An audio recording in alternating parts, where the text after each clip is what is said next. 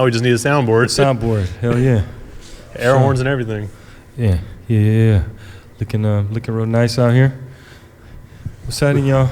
Thank you for coming a lovely day. You know what I'm saying? Hey. Thank you all for coming out.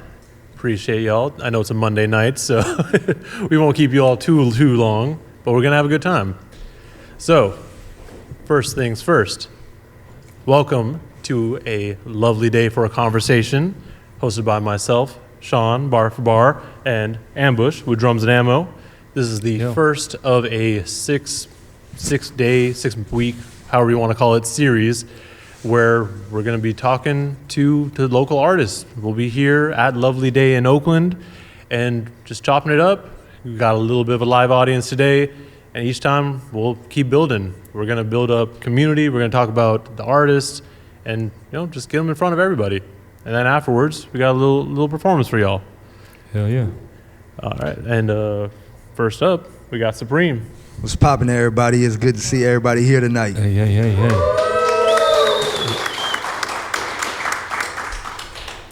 All right, Supreme. For those who don't know, and just for people who do know, who need a refresher, who are you?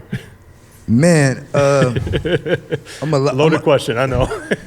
I'm a lot of different things. I think first and foremost, I'm a father. You know what I mean? I'm a father. I'm an educator. I'm an artist. I'm an entrepreneur. You know what I'm saying? I'm a young brown man. Striving still, walking through the community, and being my true self. So, yeah. You got that Oakland driving through. You gotta love it. You gotta love it. We got the background. You can see right. But yeah, that's in a nutshell. In a nutshell, you know what I'm saying? That's kind of who I am. I'm a lot of different things, but I think ultimately, at this moment in time, I'm the person who I want to be. You know what I'm saying? My true self at all times. What's happening? Love to hear that. So, I mean, going down the list, I guess, how'd you come up with the name Supreme as your rap name? Man, because clearly that wasn't your given name. Right. So if you go to my Instagram, it's pop.shiesty. My uncle, shout out to my uncle Kufu, he actually gave me the name Shiesty. And I decided to use a more, in the sense of honorable name, if that makes sense, for the community to see me in a different light. You know what I'm saying? So my uncle called me Shiesty. Because sometimes that's how I move. You know what I'm saying? Coming from the communities I come from, sometimes that's how you gotta move. You know what I'm saying? And I wanted to use something more honorable, but it also stands for something. Surviving under pressure, remember excuses, mutilate elevation. So it means a lot of different things. Supreme is also the highest form of everything that you could possibly think of. So it's me being at my highest level, and that's why I strive for it to be every day, be me as my highest level, whether I'm the supreme dad, whether I'm the supreme educator, whatever it is, I strive to be at my highest level at all times. So that's where the name kind of came from. It also came from building with certain guides, certain educators that I came around, and just learning about that culture and learning about, what certain words mean, and how you adopt those certain words to give yourself a righteous name. Mm-hmm. Hey, no, Kufu, you talking about graffiti Kufu? That's right. Oh, he's a killer. He's legendary graffiti artist, Kufu. What's the crew he runs with? TDK, TMT, GFC, a lot of different cats. Okay. So that's like my uncle, man. I've been knowing him since an adolescent, and he was like one of the one of the father figures in my life that kind of helped me to get on the right path. So also, you know, through him, he dropped a lot of jewels that made me understand what certain words also mean. And about that came that name. So it don't mean like the clothing brand Supreme, which a lot of people think that. Yeah. Or like dude that be on Instagram, Supreme Patty. Don't know that. I don't know You know, that. the young people might understand that, or if you on social media a lot, you know who that is. Yeah. So it's nothing like that actually means something. And as an adolescent, I was always taught that, you know, words are powerful, words sound power. So you gotta be careful what kind of name you give yourself. Sure indeed. You know what I'm saying? And I didn't want to give myself something that was gonna be negative. So I wanted to give myself something that was gonna be positive, so I could always understand and remember, you know, in the direction I'm going in. Funky fresh. For sure. And I mean, going straight from that, I mean, listening to your music, which we'll be able to hear in a moment, like you have a different sound to yourself. Like obviously, I mean, you're located here, but a lot of your music gives me like kind of East Coast '90s, like almost underground rap vibes. Word. And like it's unique, you know, because you know you hear people like, oh yeah, I'm residing in the Bay. I currently live in the Bay. And there's like a preconceived sound that comes with that, and I mean we'll see with all the other artists that we speak to here, they don't really fall into that. But how'd you go into that sound, and like what sort of music inspired you to do that? Man, to not, you know, kind of go too far left from that question. I think before music inspired it, the people around me that raised me inspired it. Kufu's from the East Coast, you know what I'm saying? From Pittsburgh originally. That's right. And then I also was around certain folks like Ferragamo from Milwaukee from the East Coast. And I've connected with people out there. So I think as an adolescent when I was growing up, that's always, and I'm from the city, to be clear. So in the city, we've always had a rooted connection or a comparison to be like the East Coast. That's right. From style to how we walk to kind of almost everything. I'm not saying that we're the same, but it kind of. You said what? There's similarities. Similarities, you know.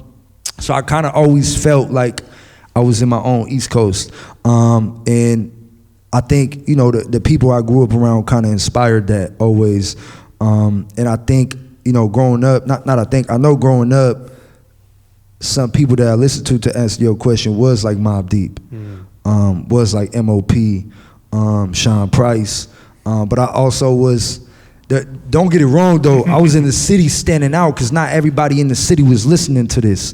You know what I'm saying? I had a Walkman where I would go on YouTube and download all the Headshot DVDs with Meek Mill and Reed Dollaz was going at it. You know what I'm saying? And Joey Jihad and Brick of Raw, all these what people call underground rappers. And I was just listening to that, raw vocals, and them rapping outside their car. You know what I'm saying, with the beat playing, and it's 10. Could we cuss on here? Yeah. It's 10 motherfuckers, you know, outside of the car with them. That's, you know, word for word saying they bars. You know what I'm saying? So that's what inspired me to make the music I make. But I also think it's a genuine thing, to where it inspired me to a certain extent, but it wasn't like, oh, I like the way they doing that, I'm gonna do it that way. You know what I'm saying? It was more because the era I grew up in, the people I was raised around, that's biting. You can't do that. You know? So I think for me it was more so like when I always was writing rhymes, because I didn't always have the funds or the means to be able to record somewhere. So what I did on my spare time was I just wrote rhymes, you know, on my phone to a beat or whatever the case may be. So it always genuinely came out like that. And I always wanted to stand out. And like I said earlier, I always wanted to be my true self. So I never wanted to make any other music besides how I naturally sound in person, how I would naturally have a conversation with somebody.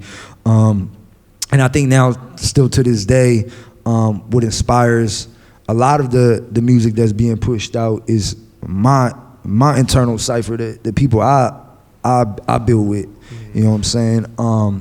Not saying that other artists don't inspire me, but they inspire me to a certain extent. You know, I think what inspires me more is listening to bills, listening to people have a conversation, and that kind of gets me going.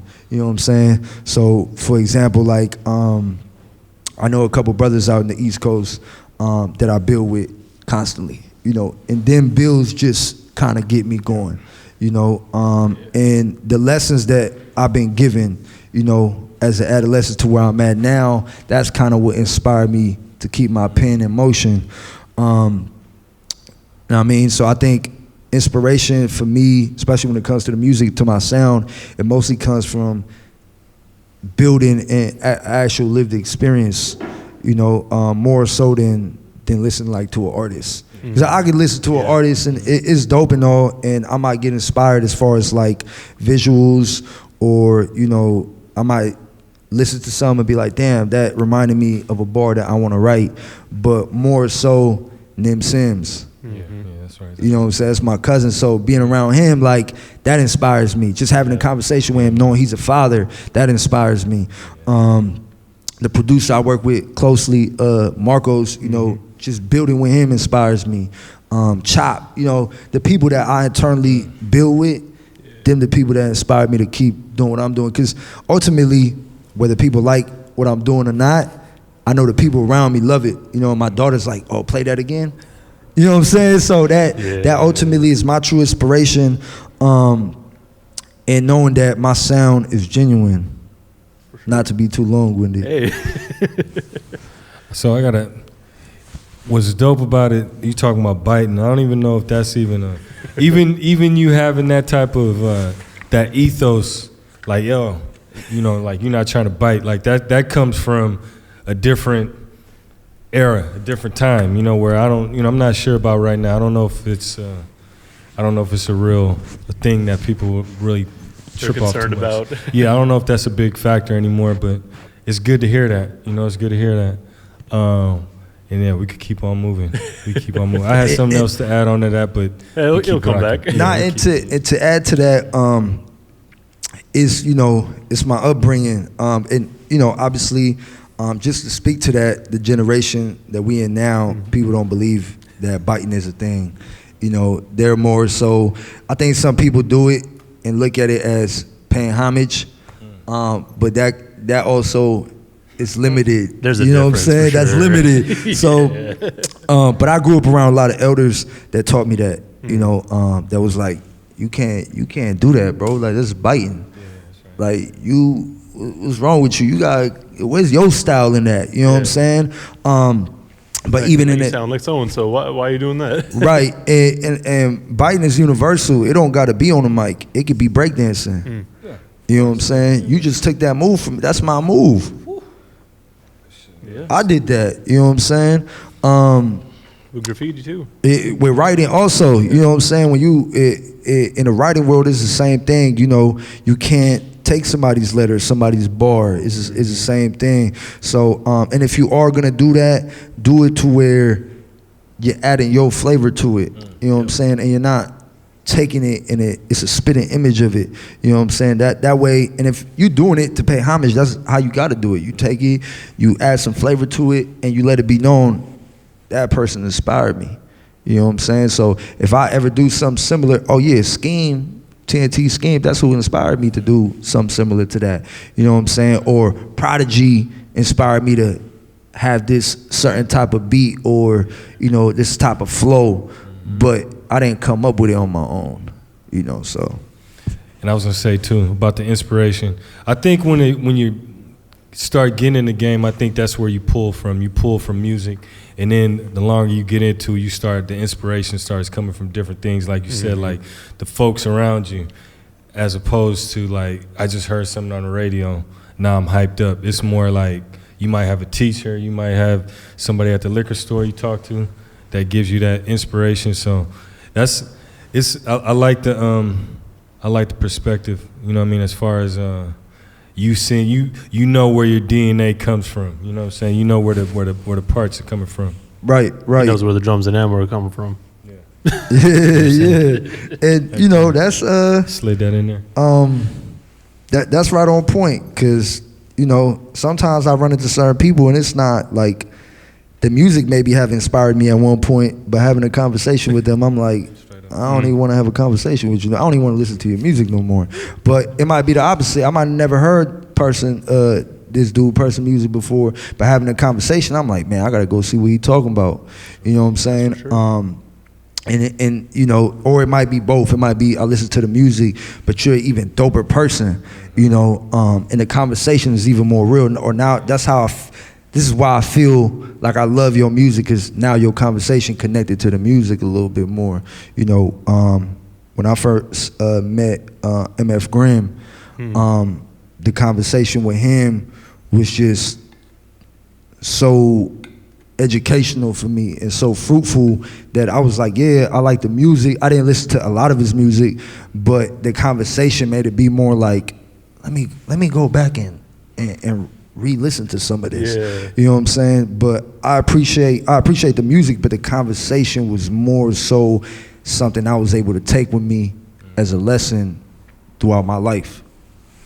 That's kind of the goal with this conversation and just conversations that I have in general with artists is like, yeah, there's the music part of it, but when you connect the person to the music, to the reason they're making the music, their experiences, it all, I mean, same like you, I'm way more connected to it, and that's kind of my goal. Like, hey, let's get everyone else to kind of get on that same page, because yeah, you can listen to radio, you can listen to anything you want, you can do whatever you want, I don't care, but like at the end of the day, like this music that you're listening to that you really love, like what's really your connection to it other than having a good time? Like there's other artists out there that are making art that needs to be viewed and listened to in some way. And, right, that's a fact. I'm a true knower of, I don't really like saying believe, but I'm a true knower of I like intention. Mm-hmm. You know what I'm saying? Especially with any type of art form, it has to be an intention and a purpose behind it. And you know, if it's not, it's still cool. You know, I'll still listen to it. But I think the intentionality behind it is what captures people's attention a little bit more. Sure. And I guess going from what we were just talking about you know, what you pull from as far as music and inspiration, what do you feel like you want to deliver to people who listen to your music? Like, what do you want them to take away from it? I mean, obviously your experiences, but like, is there any particular messages that they really should gain, I guess? Always be your true self, no matter who watching. You know, that's my biggest thing at all times, is truly be who you are, no matter, I tell my daughter that every morning before I drop her off at school. Be your true self at all times. Don't fall into the victim of trying to be like somebody else or follow behind somebody else. You know, my lived experience, when I put it, you know, on paper, that's my lived experience. But I want somebody to actually listen to that and be like, he's being his true self. You know, I might make a song about knowledge, you know, and I want somebody to listen to it and be like, he made this as an intention to be delivered to me as I need to gain some of the knowledge that he's saying so I could apply it. So ultimately, when people listen to my music, I want them to apply something. You know, something I talked about, and more so the positive things I talk about, but also when I want somebody to take my music and share it with a person that probably doesn't come from our communities, you know, and I want them to not necessarily like it, but understand that, you know, you have a voice. You know, I mean, we have a voice, and when the baby's here, I want them to understand that they have a voice. You know, so I think ultimately, and it's difficult to do that. You know, I'm saying this so loosely. I know it's easy to say. You know, it's difficult to listen to something and be like, oh, this makes me want to be who I am, right? Because I know a lot of people that listen to stuff and makes them be who that person is, right?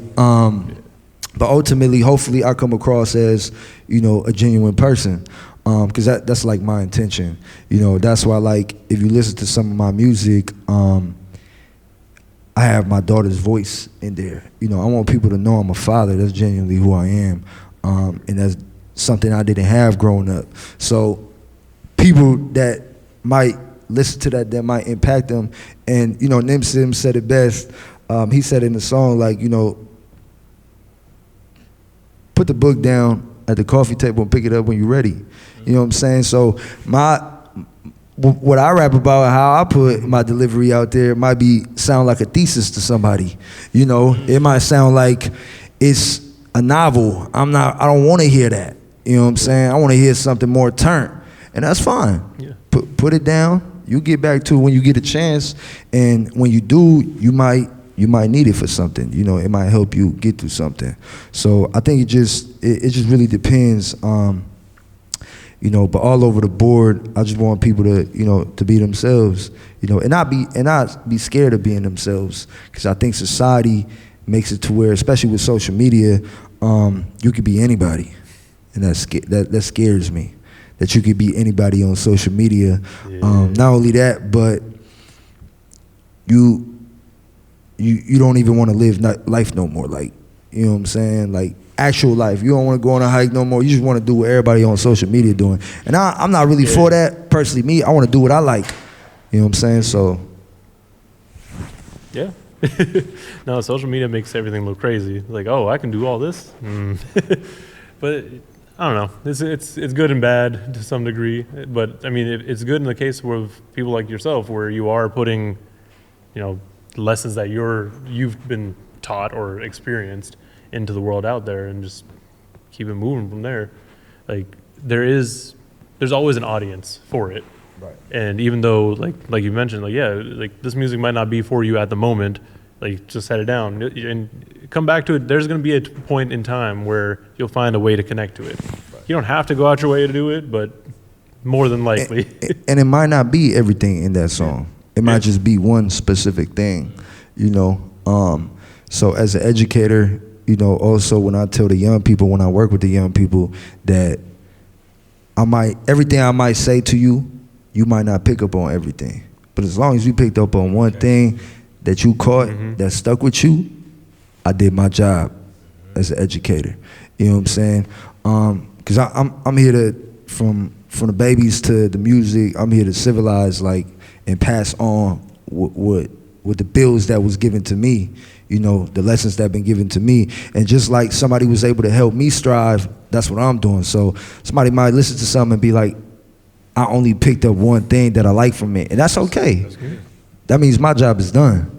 Because then somebody else might pick up something different from that same song, or from a different project, you know, so on and so forth. Yeah. Like, even with my daughter, some songs she's like, nah. Not that she don't like them, she just nothing really stood out to her, you know, but it might be other songs where something did, you know, or the whole thing stood out to her. So it just really depends. For sure, varies. Everyone's different. I guess going on from there too, I mean, you're from the city.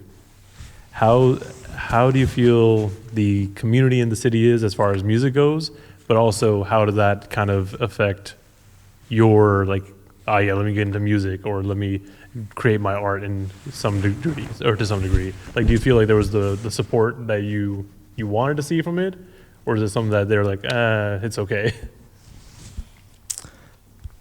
The support that I wanted to see, just people give me? Yeah. I'm gonna be honest with you. This may sound fucked up, but I didn't expect for people to support me. And I didn't care if they did or they didn't. Hey, that's what's up. I say that genuinely. And the reason why I say that is just because, you know, I grew up in an era where we did it because we loved what we doing. We love the culture. You know what I'm saying? Just like me being a visual artist, right? When I create art, I'm doing it as an expression of something. You know what I'm saying? I'm putting something that I know and I apply. I'm applying my knowledge, creating wisdom on some type of canvas to create an understanding from either myself or somebody around me. So when I do that, it's more so I'm doing it for me. But the reaction I got from people was not what I expected. People actually, like, I get support. You know what I'm saying? People support it, which is even dope. It's a plus for me. Yeah. You know what I'm saying? That means I'm doing something right, I guess.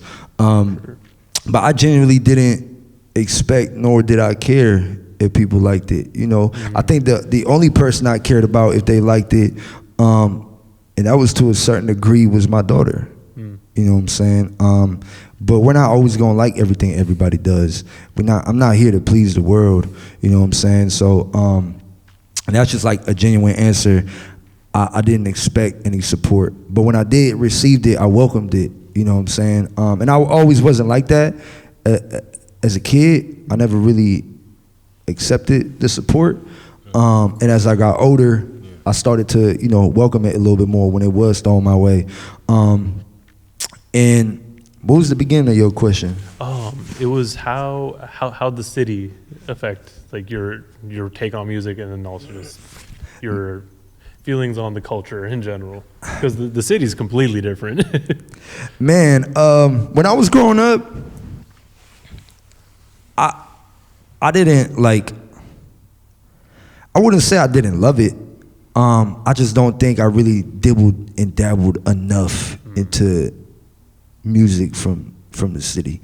I did listen to it though, and I think one person that stood out to me because of their cadence and their griminess was Messy Marv.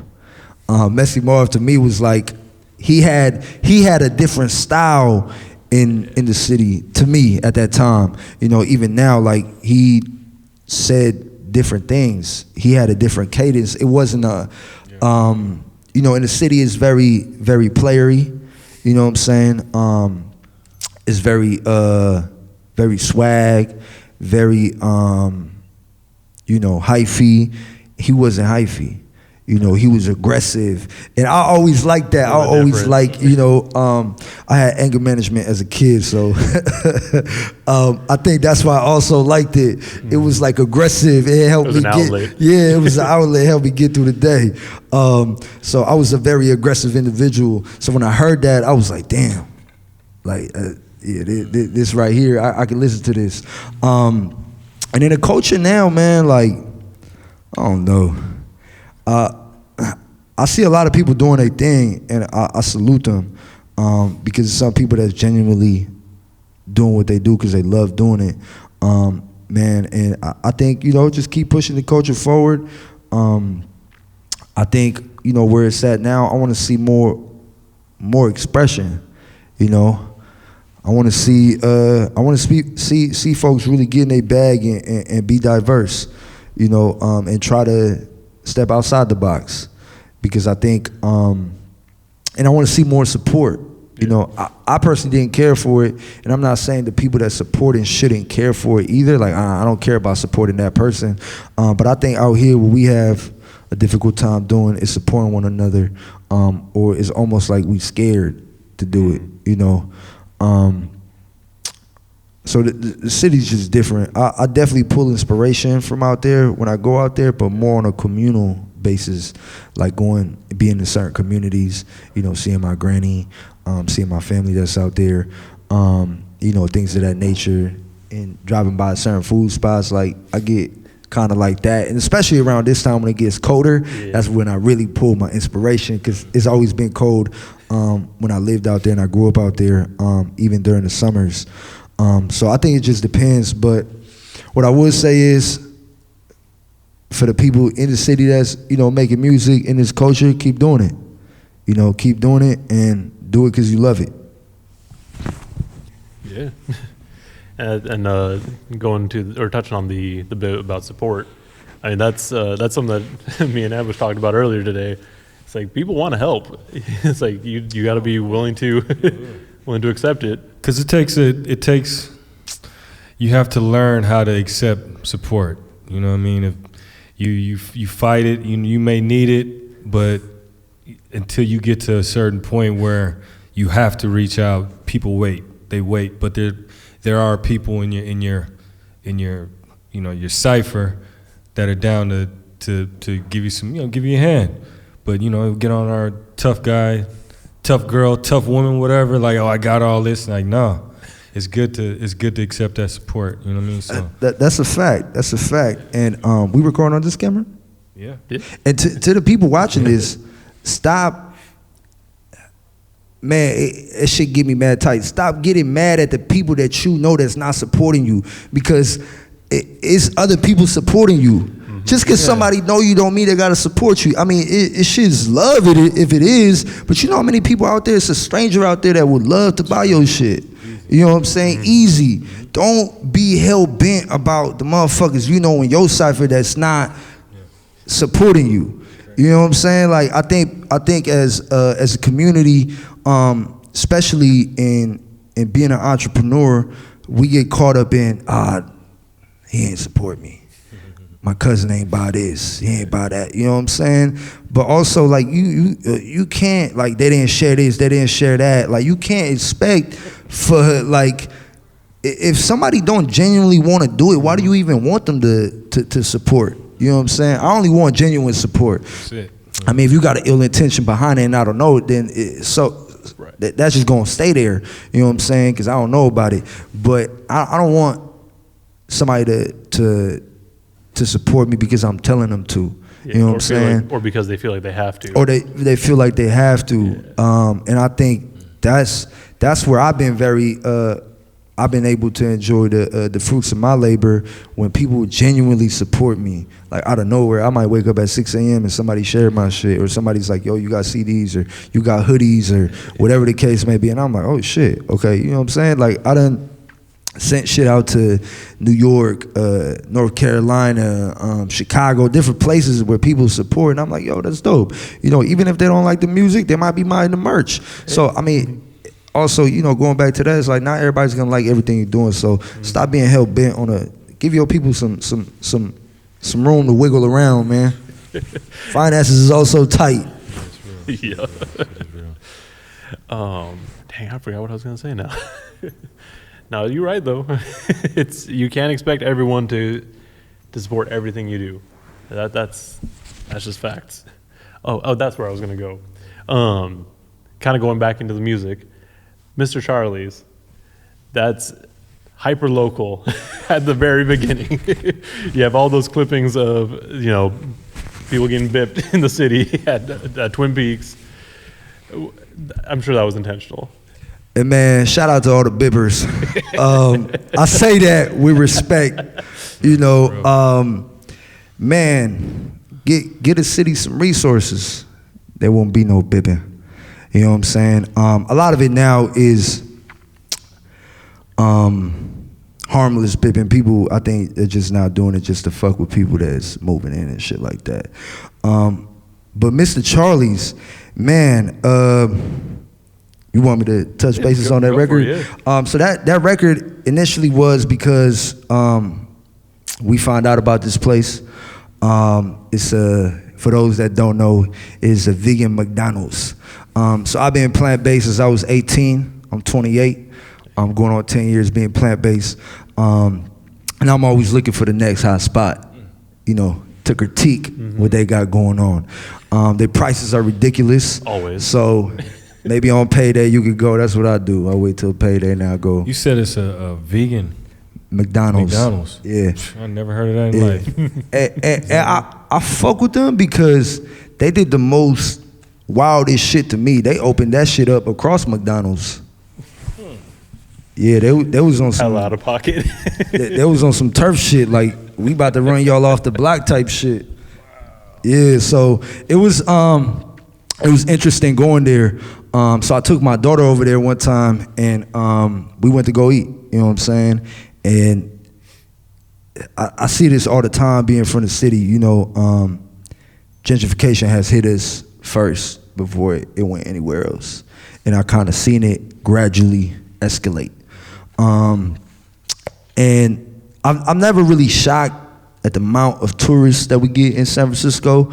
But that day, it was just a lot of traffic going on, a lot of people going in and out, and a lot of people in the area, and tourists complaining about getting robbed and, you know, things of that nature.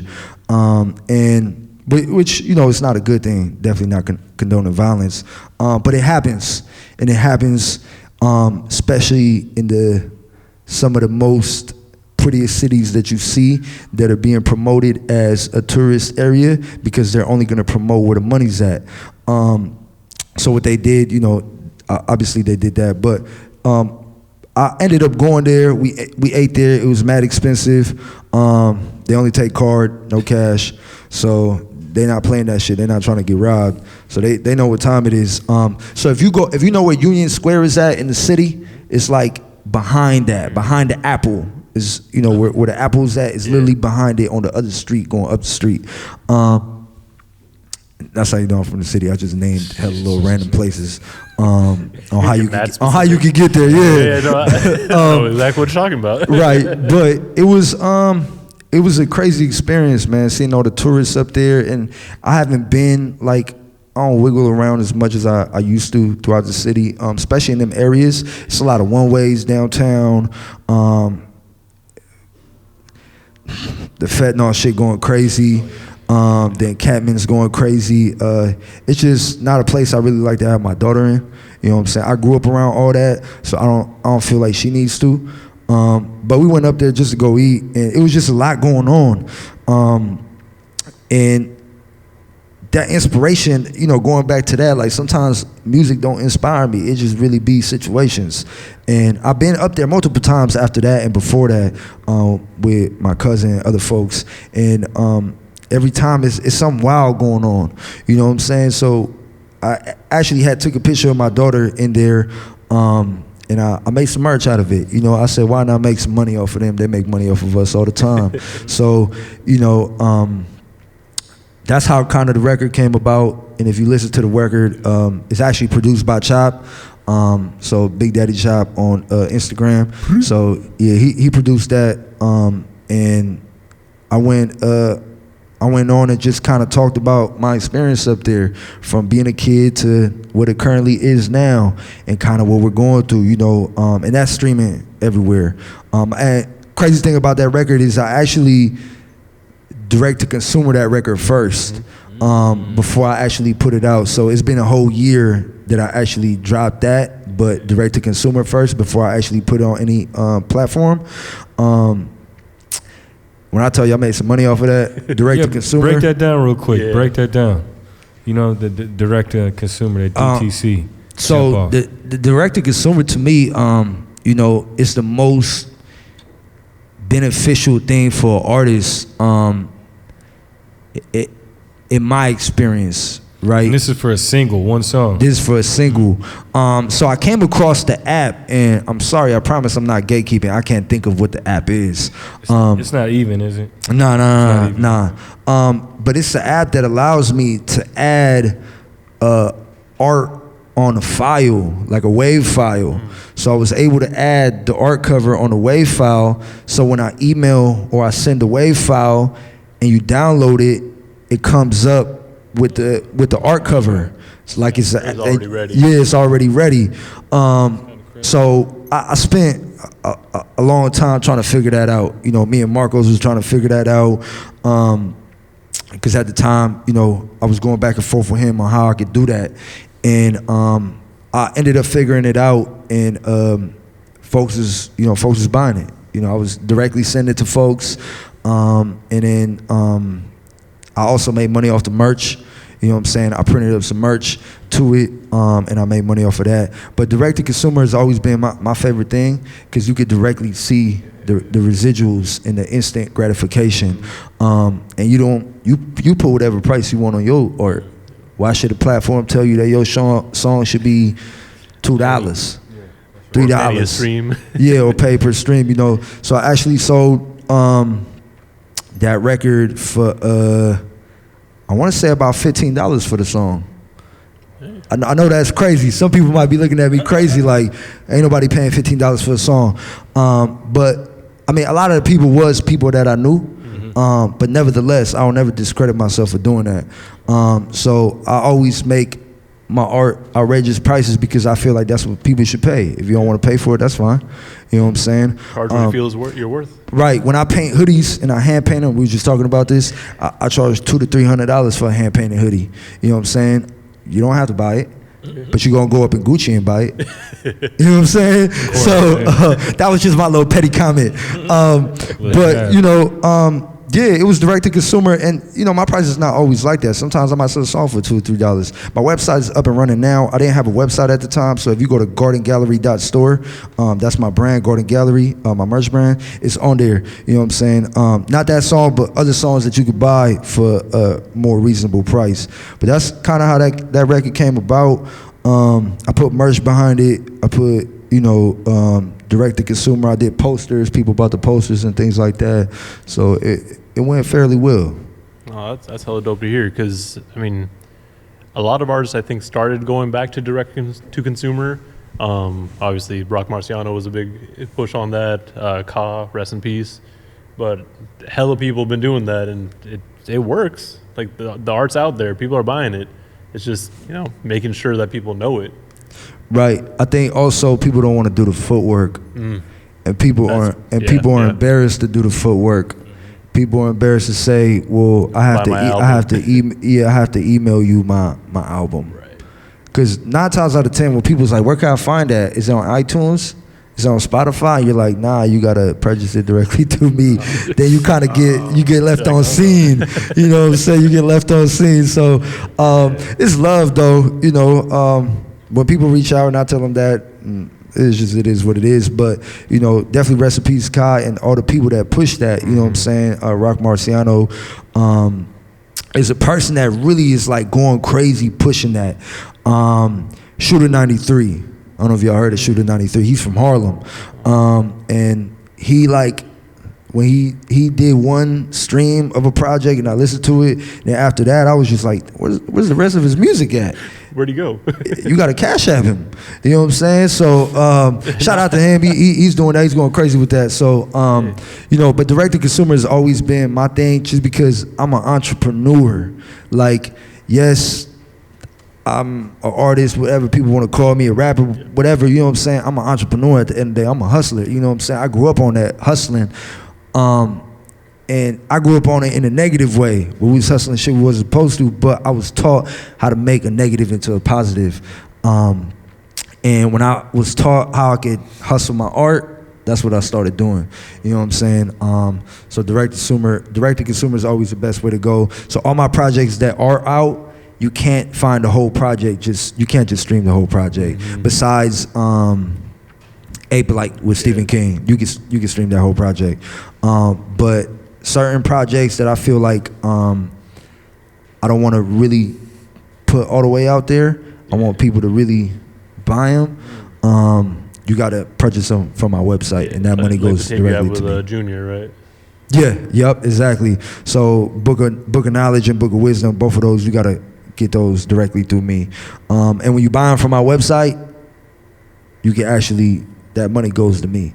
So you can go on there, you can buy just one song if you want, or you can buy the whole project, you know, and then they send you a link. It works kind of like Spotify, or I mean, not Spotify, Bandcamp, you know, Bandcamp Fridays, you know. So what I would say to artists out there, get your own website. You can do the same thing Bandcamp doing.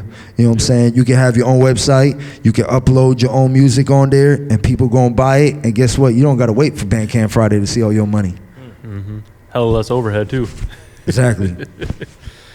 And well, I mean, I think we're running up on time, but one other thing that you briefly touched on was your apparel. I know we got some merch right over here, but how I mean, I guess that ties into your entrepreneur mind. But what else kind of brought that up? I've always been into fashion. I've always been into fashion since I was a kid. Not being able to afford it, you know what I'm saying, kind of led me to that. I come from a single parent household, four boys, one mama that worked 2 or 3 jobs, try to get food on the table. So asking for some J's or asking for a fresh polo, anything, my mama would look at me crazy. So, you know, I decided to make my own stuff. You know what I'm saying? And it got to a point where I spent a lot of money on other people's brands. And I've always been an artist, so I was like, why not start doing my own brand? And, you know, shout out to my uncle Kufu. He also inspired me to do as such, you know what I'm saying? Because he's been doing that shit for a long time, you know. So he's one of my inspirations when it comes to certain art, you know, art concepts and, you know, art things, the way I push things. But I think really just, you know, not having it. My first pair of Jordans was hand-me-downs, and I cleaned them up and I wore them like they was fresh out the box. You know what I'm saying? So I think not having inspired me to create, you know, and just kind of push that. And I always want to be a representation of who I am. So everywhere I go, I'll either wear my merch, you know what I'm saying? But yeah, if y'all want to check out the merch rack, it's over there. All right, well, I think we can wrap it up there. We're gonna get right into the performance. This may or may not be on the actual video. We'll find out. But shoot. What's next? What's up on deck? What's the next things? Man, some things I got coming up. Look out for Supreme Chopper, fully produced by Chop. Ooh, I like that. You know, like I said, I like working internally with the people I've been building with. So look out for Supreme Chopper. It'll be dropping out sometime, you know, this year, hopefully. We got a couple records out. You can find me at Supreme 7 or Pop Shiesty. Both of them pop my Instagram up. But right now we're working on visuals. We pushing out some other things. Me and Marco's got another project coming out called Be a Shark Not Food. A 5-song EP. And then Book of Understanding, the last chapter of book of the all books, you know what I'm saying? The 3 keys to life. That's gonna be dropping sometime, hopefully within February. What's the website? GardenGallery.store. Okay. Yeah, so and I'll also be dropping some merch, hopefully in December. Got some nice thick hoodies for everybody. So to keep y'all warm, beanies. February, I'm gonna be doing what's that holiday called? Damn, I'm out of pocket. Valentine's Day. I'm gonna be doing a Valentine's Day drop also. So yeah, just look out for that. Like I said, y'all can find me at Pop Shiesty or Supreme 7 on Instagram. Go to YouTube, look at the visuals, run up the reels. Look out for the projects. Know what I mean? What's the name of the song you're gonna perform? I'm perform. We got time to do 3 or? Yeah. How was it? What? You said what? How was it? What? They're like a minute. Yeah, they're like a minute. They not mad long. No, we good. Okay. What's it call it?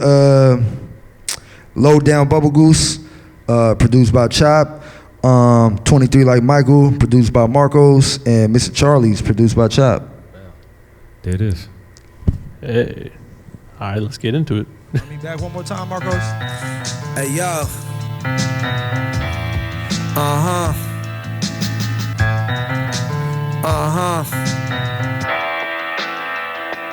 Son. Low down bubble goose. My youngest on a hunt for truth. Adolescents living fast, they ain't get a chance to be a youth. In the trenches, hit a lick, sip a juice. But I taught them how to catch a bag when it's coming through. Teach them how to make major money moves. They trying to see you lose. Told them fuck a big crowd, keep a little crew. With big hammers that'll nail you to the fucking roof. Got some tools that'll turn your 4-door to a pigeon coop. Whatever beef you think we got, turn it to a veggie soup. I know you hear the beat, this big chop on the fucking loop. I know you hear the beat, this big chop on a low down bubble goose. I'm with gorillas and they missing screws. Low down bubble goose. I'm with gorillas and they missing screws. Anxiety building up, they ain't wanna go to school. In the jungle, they ain't playing by your fucking rules. They lurking, bipping down the avenue. We only focus on the revenue. In the tracks, whipping up another plate of food. Scrape the pot till it's only residue. My youngin' mixes syrup with the Waterloo. If we talking clips, you know I got a few that kick harder than a kangaroo. Supreme Chopper, we been overdue. Supreme Chopper, we been overdue. Low down bubble goose. My youngins on the hunt for truth. You know they found it too.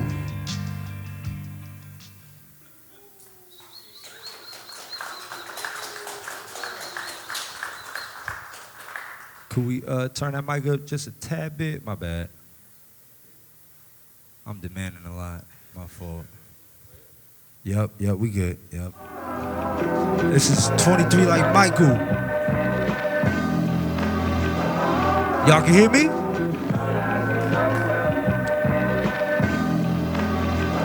Y'all, what's the goat to a god? None but a sacrifice.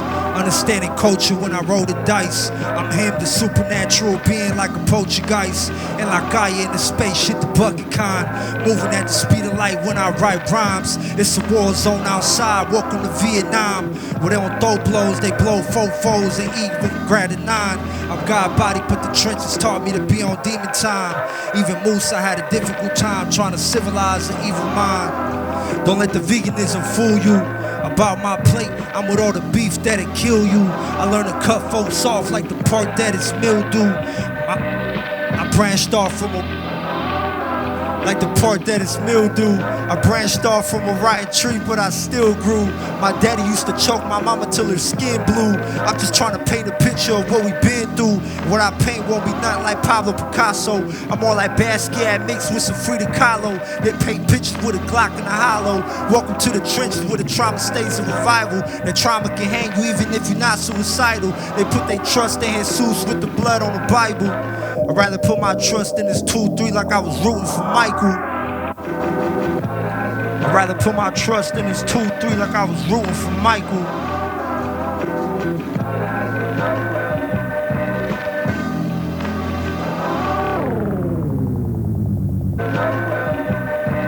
Appreciate that, Marcos. We gonna acapella this last one.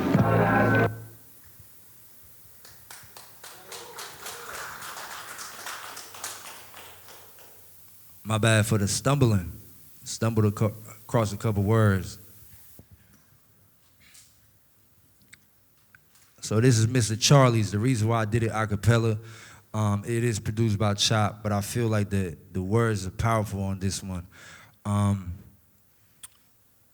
from the city where they pushing fentanyl as a kilo. Watch what you say, them youngest is ready to die over ego. Where we rob tourists and we break bread with the Migos. We been stuck in projects, paranoid peeping through the peepholes. I used to hustle through the city at 13 just to cop the Barclays. In the city with my understanding chowing at Mr. Charlie's. On Sutter downtown when them youngins committing robberies. On Sutter downtown when them youngins committed robberies. On the scheme to make treasures but get caught 25 for a body. Welcome to the city where needles of fentanyl became a new hobby. Youngest to cook you front your family like you was eating at Benny Hanni's. Knock the noodles out your head if you beefing over broccoli. What you expect being birthed in a war zone, dying by the violence. They building condos while the babies dying for some guidance. I'm from the streets de la calle. I come from the trenches where bipping is a science. Raised by a code where we exercise silence. Have you ever seen your family member turn into a client? When nephews on the block swerving and serving if you buying? Auntie on the feet in the street strung out cause you the one supplying. Looking at the babies and you still gotta feed them. You stepped in the city with apes, wolves, and hyenas. The babies in middle schools walking the slider with black Ninas. Adapted to COVID with a shiesty on, you can't see them. On a race to make it a C19, you might beat them. And now come a having a father but never get to meet him. They get buried in the streets where we gotta grieve them. I'm in the city with my understanding child at Mr. Charlie's. Where it get tricky. Thank y'all for having me.